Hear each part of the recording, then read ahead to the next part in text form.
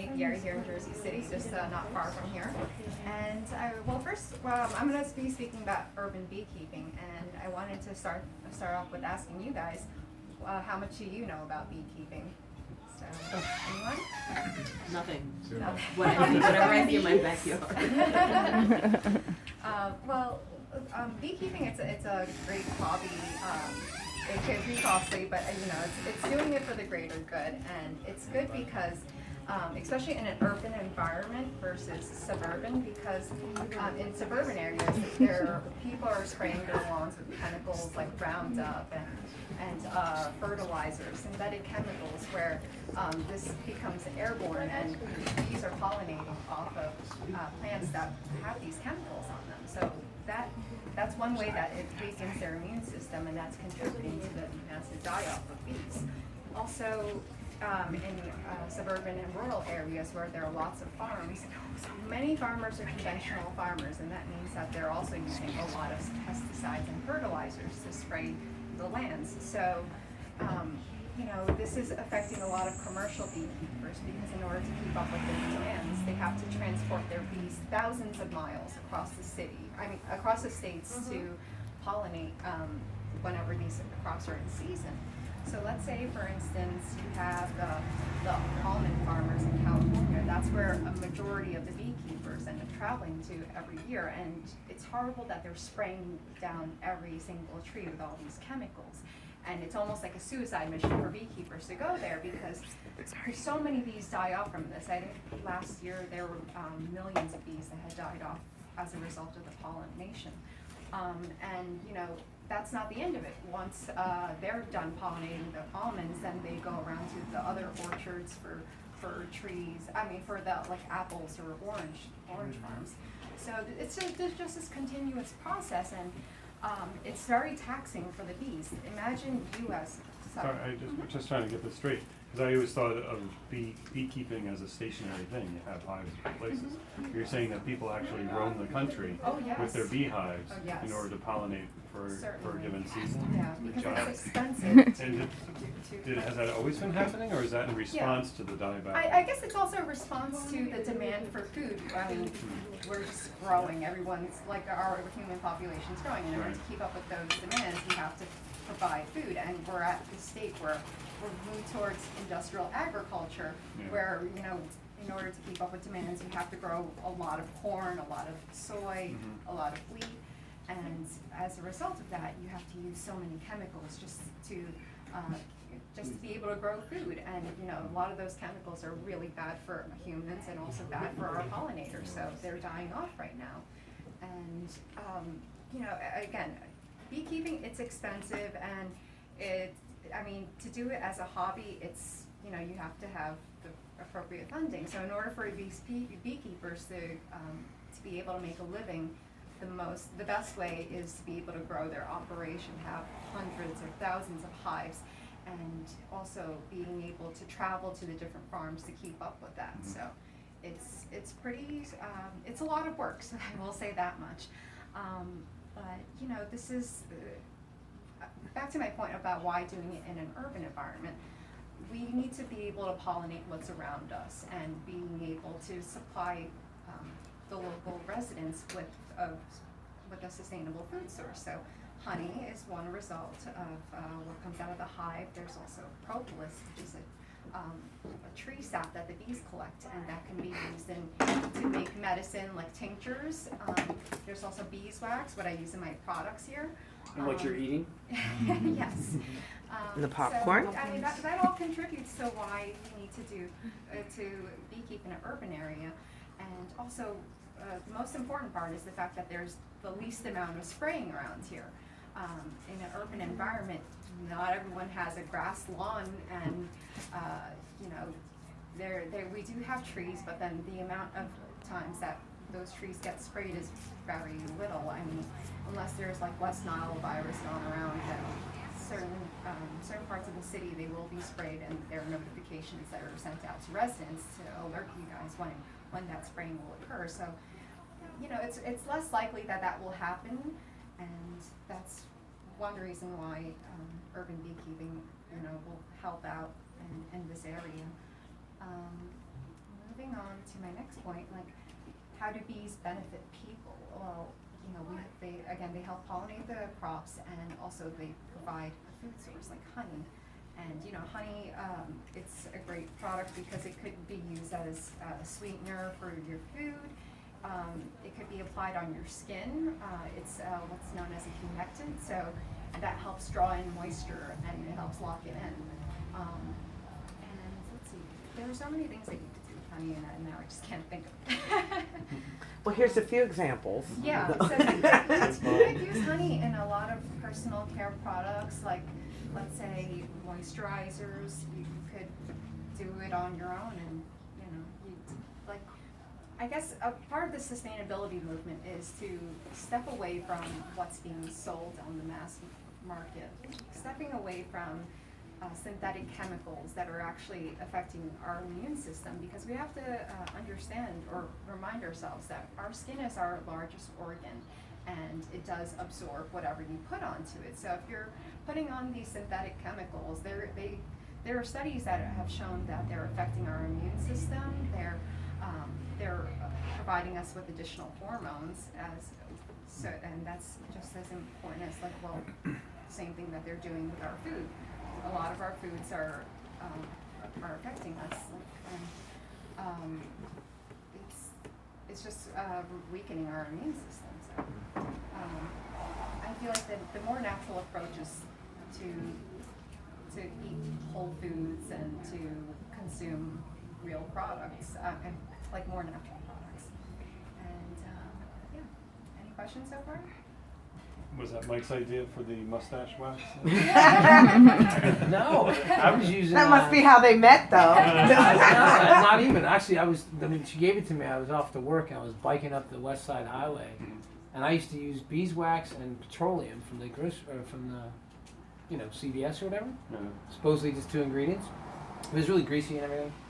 So she gives me this one, then I put it on. I'm biking up and I'm looking at my cell phone and I'm texting, or no, I'm voice messaging her. I'm like, it's not moving, I'm on the bike. It's windy. So, you know, and no petroleum in it, which is a big thing for me. I'm always looking at where I'm consuming my oil, as I was saying. So it was just serendipity. No, she just made it. I mean, just a quick back story. I mean, the reason I keep bees is entirely for colony collapse disorder. I mean, I've been consuming raw honey for 20 years, so it's not like I don't know where to get it. And then there's a lot of other local beekeepers right now where I could get it and I don't have to do all this work. Right. I do love it, but when she got me into it, and why I was always attracted to it, was more to keep stationary hives for the express purpose of not clouding that with a commercial need. And then I've just found out that they're so prolific that what she started to do, just to use a certain amount, we're really just keeping the hive healthy. We're taking a bare minimum. There's enough wax for her to use. I mean, obviously, if she goes, you know, if this grows and grows and grows, we might outstrip our own beeswax production and have to do different things. But for now, it's about the bees, and then using all this different stuff they give you instead of selling it or something else is really fun. She's the one who does it. I can't make toast. I'd like to point out also that the concept I was saying about process, how important. It's also about not putting what you think on the world, but let the world tell you what to do. So in other words, if their supply runs out, they're not going to starve their bees just because we need honey. You know, they're going to say, well, there's no honey this year. Yeah. Instead of forcing, you know, the way that we do our consumerism. We force instead of just accepting whatever is handed to us that year. Yeah. And you might want to explain that dynamic, because a lot of people don't realize when you take the honey from bees excessively what they have to do. Right. So when you over harvest honey, you're stripping away the food supply for the bees. So what a lot of people are doing is feeding their bees sugar or high fructose corn syrup. And ironic, right? Absolutely crazy, but that is considered organic as well. So under the state agricultural rules, your feeding honey is allowed, and that's still considered organic, which is crazy because sugar is highly refined. It's been bleached, and if it's a horrible, they don't have to be fed organic sugar. It just has. Nope. It just has to be regular table sugar. So and you know, that's all legit according to the. That's just agricultural crazy. department. So a lot of our beekeepers, even the ones that are considered treatment free, the ones that don't spray, some don't sugar feed and some do, but even then they consider that a good process, I mean a good food supply because it provides carbohydrates. But I feel like if sugar is that bad for humans, imagine what it's doing for the bees. And especially if you're talking about commercial beekeepers that are continuously working a certain amount of lands for a couple months on end, then imagine just having one type of food that you could eat, like you're stuck with ice cream for 3 months. Like you yourself would get sick, so you would get bored at some point, and you might want to take a break from that. But bees don't have that option. So, and bees only travel within a 2 to 3 mile radius, so they're really limited in that respect. So, it's unfortunate, and what I want to do as an urban beekeeper is to be able to have my hives pollinate this area and being able to provide food sources for the local community. So I'm also an urban gardener, so I want to be able to develop my own food supply and be able to share that and share skills. So this is one point that I want to get across through this Sustainable You series, is to be able to share that skill set and have others do the same thing. To be able to scare the shit out of everybody. That's what I heard. I heard that. That's what I heard too. Freudian slip there. Yeah. True. And yeah, so that's Well, and I'd like to say she was in the shop one day recently, and a vegetarian had commented that in the vegetarian world they were not to use honey. Like it was a blanket statement. it's a vegan. Vegan. A blanket statement because it's cruel to the bees. And I thought, well, that's not, It's not you know, and Yeah. she did school her that that's not every situation nor every person. It's like some people feed corn to their chickens and they're, you know, housed like amazing, and other people it's organic. So just so you know, the products that she does and that will be in here are all also cruelty free, Cool. Right. you know. Is that what the Monsanto thing is about? The corn feeding? Well, it's their heavy use of pesticides that. Oh, that okay. They So provide. okay. That's why I'm strongly against Monsanto. They own. Oh yeah. majority Among of our other seeds. reasons, far genetically another reason to modified. understand more about it. Yeah. Yeah. And their seeds can't make seeds. And I think Yeah. here it's really great that you guys are more so aware. I'm from New Zealand and we hate Monsanto, but we worry that not enough people in America understand the corn situation and how it's like Yes. It's not a infiltrating. worry, it's the truth, right? I mean, I My don't know. elders told me Not enough 20 years people ago know. about this. well, so happening. just to stay focused on colony collapse disorder and make your point, Yeah. Europe banned the use of neonicotinoid Yeah. pesticides 2 years ago. Yeah. So Bayer, Syngenta, Monsanto, there's maybe like 3 or 4 producers on Earth. And the beekeepers have been screaming bloody murder about this for years. But the U.S. just said, well, we'll see what happens with Europe. Now, meanwhile, folks, the bees are helping to produce 40% of the food that you eat, right? And Wow. this colony collapse disorder achieved 50% die-off rates, which is incredibly alarming. A lot of people theorize if the bees were to die off, our food supply is right behind it within a couple of years. There's some idiotic Monsanto-funded actually attempt to build robotic bees at Harvard right now. Cool. Nice. And they actually put headlines out. I want to taste that, honey. It'll It'll be wax free. They'll be like, you can eat it in one go. It's like this. But the main point being that the U.S. is much more dominated by very, very tightly controlled financial interests from certain corporations. Yeah. And you can follow that process. It's not very difficult to do so. Yeah, right. And, you can Google it. Europe is not Yep. trying to make out the rest of the world to I be saw that. Shangri-La. Most of the world is trending in the same direction as the U.S., but Europe has been steadfast about GMOs for many years. Yeah, it's the In same with Mexico us. now. I And shared a Mexico link. is I just didn't know that. outlining. Yes, Yeah. exactly. You know, It's the huge. problem is how bureaucratic that becomes when you're like just a simple traveler and you learn that because of the GMO policies of a country, you're considered like America is like, nope, you can only stay here for a year because you don't like our policies. They've used Yeah. these techniques for a long It's time. so sad. And they must be trying to get rid of an awful lot of us because we don't accept their policies. Right, and this is why I wanted to come here because I'm like, there's no way that this bullshit's real. There's smart people there and they're doing it. You just need to like understand Find it from each the other. inside. And so just a couple of things to feed it back into a local mindset, like I was trying to kick things off on. Yeah. Number one, you can go, like if she was a farmer, call her a bee farmer, you can knock on the door and talk to someone and decide whether or not you have trust there. Yeah. You can't do that with 99% of what you consume in shops. The other piece of that from when you said when you're traveling, companies to trust. I forgot the other point about local, but these are, there's a lot of cavalier decisions that get made around these things that people haven't been informed of the issue yet. Yeah. And so It's part of like the intimidation process to get you to be stupid about it almost. Sure. I feel like that's how it feels. Yeah.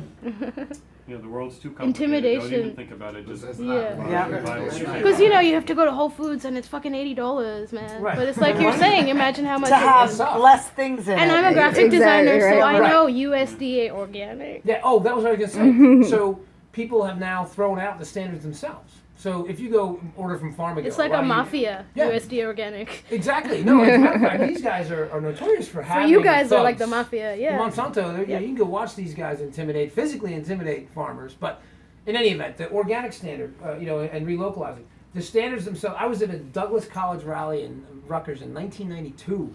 People screaming and yelling that their people were trying to, spend their money and change the organic standard. Yeah. That's happened 25 times since then. So now there's things out there like Truganic, but mostly you just have people start to list the practices. The farmers to say, look, we don't use antibiotics, we don't do this, we don't do this, we don't do this. So you can then deconstruct from a paragraph more than you could from a standard that's been compromised because the companies have that kind of sway. So again, it's all of these things. Again, it's not cheap to do it sometimes, but you drive the cost down by consuming it. But all of these lead back to scratching your chin when you're in the supermarket sometimes and saying, I know it's just shampoo, but do I really feel comfortable with this? I think the With word that you used, 17-letter concoction I'm the about to word put you on used was myself. good. Financial commitment. Yeah. You have to do it. I do it. I'm not rich, but It's I'm true, gonna and be you know, happy. I got turned on to using products of a sustainable nature due to poverty striking me suddenly, due to medical issues and whatnot, and suddenly There I we hit really another didn't. complete I'm issue, choosing yeah. between my medical supplements or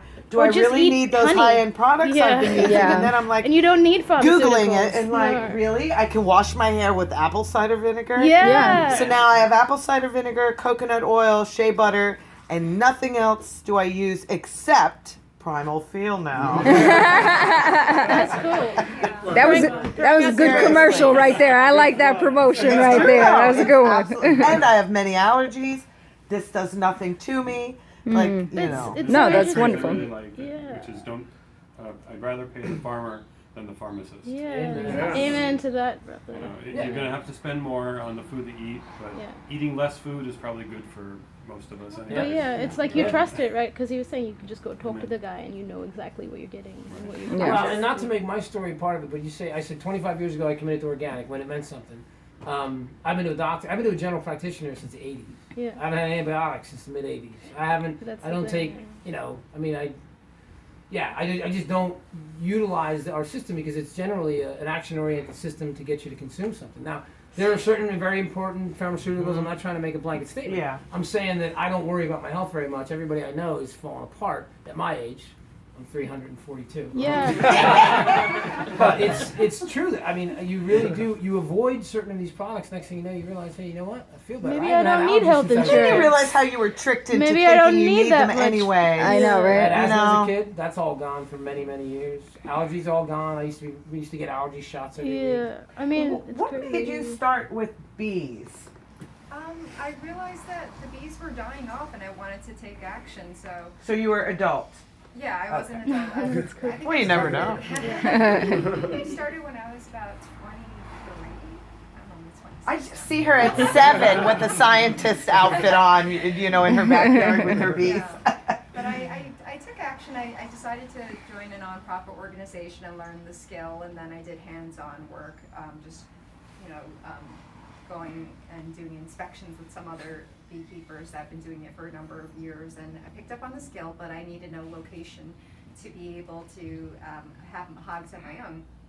I live in Brooklyn now, but the laws that are in New York City, they could be tricky. I mean, New York City recently made beekeeping legal again. I'd say back in 2009, but I might be mistaken, so you can double check that. But I at first I was considering doing it in Brooklyn, and then I just thought it was too risky because, you know, in New York City, we're just even more crammed compared to Jersey City. And I didn't want to risk being sued by a neighbor who has kids or even an adult complaining about a bee sting and, you know, them having an allergic reaction. So it's harder in a more populated area to get everyone's approval on whether or not they're okay with beekeeping.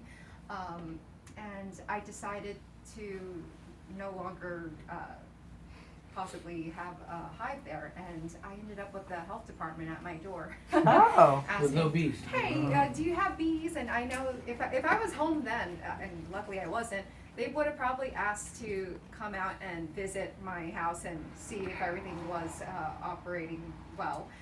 But I have heard cases from other beekeepers where the health department shows up to do an inspection without a warrant. And, you know, unfortunately, they were given a ticket for not having a proper water source and all these other issues. And unfortunately, you know, as a beekeeper, it's costly enough, but then to have to pay a ticket on top of that, it just seems kind of goofy. I mean, the least they could have done is like issue a warning, like saying, okay, you need to correct this instead of just issuing a ticket right away. Yeah. But fortunately, when I met Michael, he offered me space in his backyard, and we had the consent with all the neighbors. So, you know, it's an How far did you educational have to go experience. for the neighbors? Like, I just say the surrounding area? yeah, just the The whole people. block, or? No, just not the whole block. I'd say just the. Just give him honey.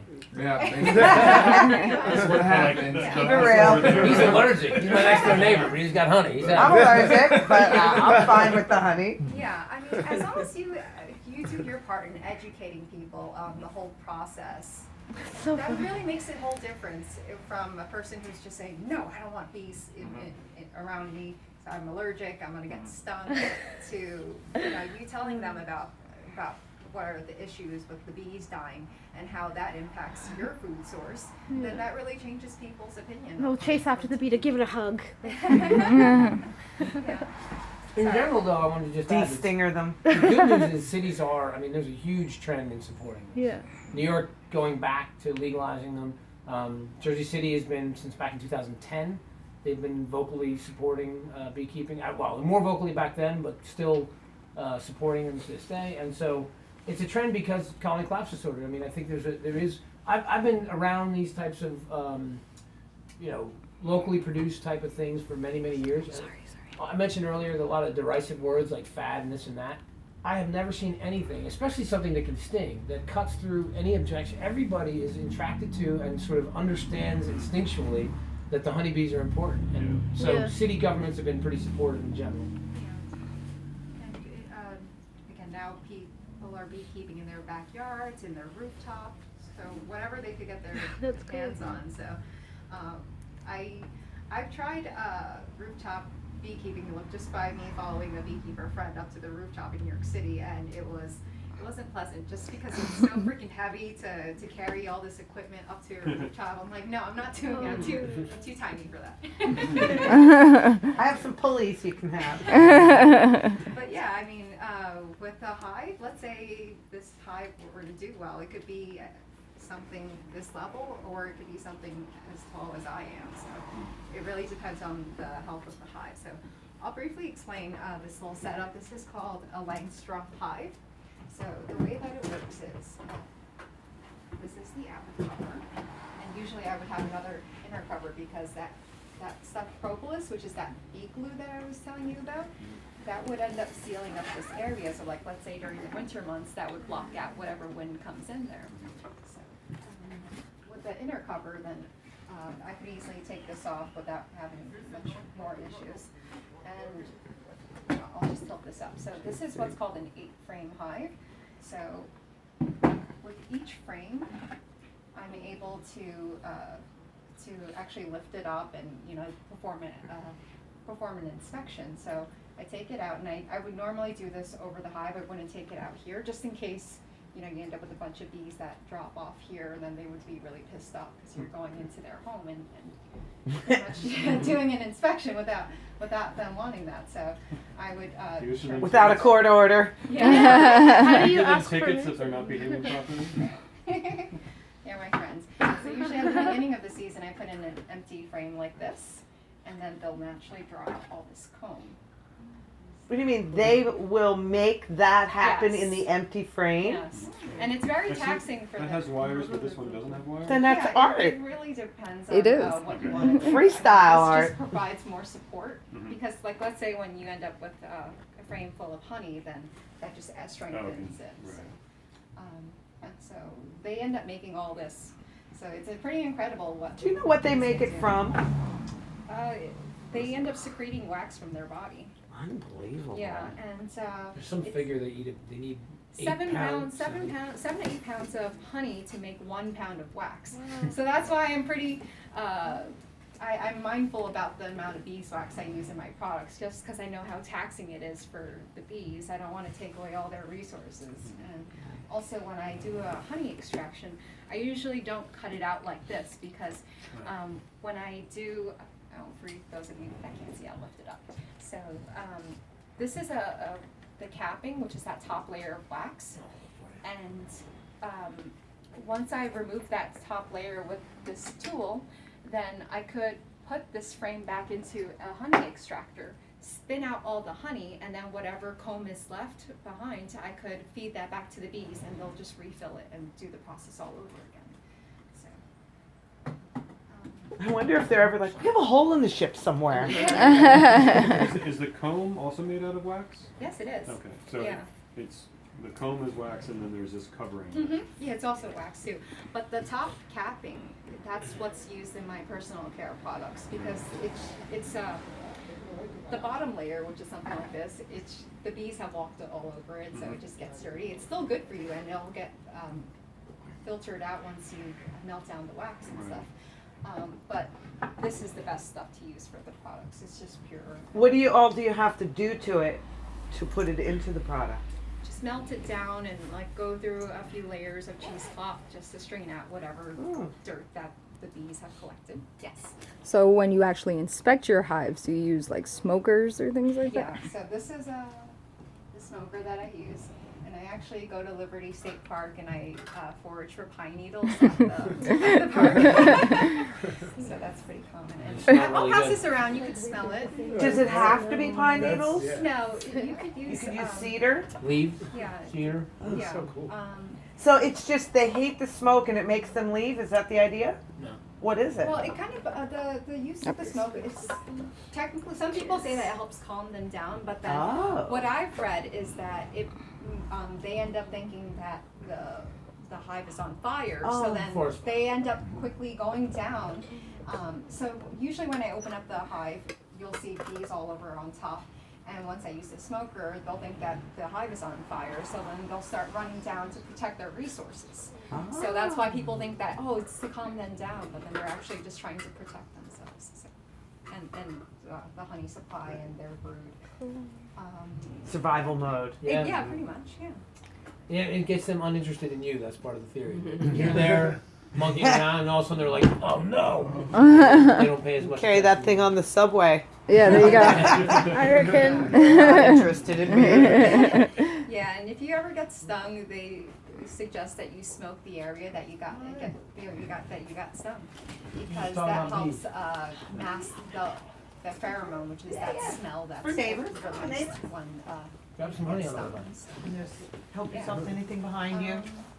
Let's see, what else? What else should I share? Is there other contraptions you can use to make honey, or is that the standard one everybody Well, uses? this is the standard setup, but if you check out the poster right here, Oh, there cool. are different hives yeah. that it can be. What is it called? Hive designs. Maybe? Yeah, hive designs. In the center there, what looks like sort of like this dome, that's Yeah. called a skep, and that's what was used hundreds of years ago. And that was, I think, I forgot the material. I think it's a wicker that it was made out of. But it's, the basket, which is called the skep. And in order for people to extract from that, they would have to use sulfur to fumigate them out. That's and then, crazy. that would cause the bees to die. And then they would do the crush and strain method, which is crushing all this wax and honey in order to drain that out. And that's pretty much destroying all that the bees have worked on. Integrity, So it's, again, taxing for the bees because they all die, and then you have to start the process all over again. That's cool. This was this model here, it was developed by a guy whose last name was Langstroth, and he developed the method of using frames. So that way you could do an inspection and also extract without damaging the Yeah, that's cool. Nice. Usually, in most Langstroth hives, they're about 10 frames, but many years later, there was the 8 frame that was introduced just to make it easier for the beekeeper, because when this gets all filled up with honey or brood, then it could easily be 100 pounds. So imagine a person my size trying to lift 100 pounds. Not exactly easy. So. You can do it. You can do it. You can do it, man. You can do it, man. I believe you can. Yeah, so I prefer this. Can you this lift size. it though when it's full of like honey? I could try, or I outsource it. Well, tell them though, this size, you can lift it, and then this year we had full deeps for the first time, which are a bigger size. I mean, a full one is 100 pounds. It's incredibly hard to move around. I'm Because sure. there's bees in it, so you've got to be able, it's not just the deadlift. It's like putting it somewhere. Yeah, I bet. So it's You're like, crazy. it's up. Where do I put it down? Exactly. So it's pretty heavy. I think we're going to try and stick to mediums as much as we can. It's nice and urban sized. There you How go. do bees get in and out? This is the small entrance here. Oh, okay. Yeah. So this narrow space is enough for the bees to go in and out. And usually at the bottom you have what's called guard bees, so they help protect who goes in and out. So Like check Bouncers. IDs. they actually, yeah, so that's pretty much the way it works. Sometimes when a hive is weakened for whatever reason, like let's say their queen dies, then that weakens the strength of the hive, and then the bees might end up with robber bees. So bees from another hive, they'll come in and try to steal resources. So that's why guard bees are so important to help protect them. And Tell them what the guys do. the guys do nothing. They eat and they mate. And then we And die. they mate and then they die. Typical. I mean, Typical there's always guys. Evolution, right? Yeah. Just waiting for that to happen. We're so neat. We're so valuable. For your laziness. I appreciate you trying. It's okay. It's all They can't do it right. without us. They can't do it It without wouldn't be us. as But you should tasty see that. anyway. If you go in there and look at the brood, which is what the queen is laying, it's a special circumstance when they even bother to make men, All right. because it's a tweak on the pheromones and what have you. And so anyway, yeah. hassle. Yeah. You see it, and it's a specific thing. It's a larger cell, Wow. and you know when it's happening that they need them to mate. And after that, they're like, yeah, we don't need any of them guys. Let's make some. The male bees only make up 10% of the hive. And Oh, the wow. rest are female. Eat a lot more of the food. It's like a real feminist environment over there. This is cool, man. All right. So the queen only, her job is just to mate and make babies, and that's pretty much it. And then there are worker bees that help tend to her. And they do all the foraging, which means that they go out and pollinate, and yeah, they provide the food for everyone else. It's exciting. Put on your mustaches. Oh, yeah, perfect. Primal Feel. Do you have to do anything to winterize?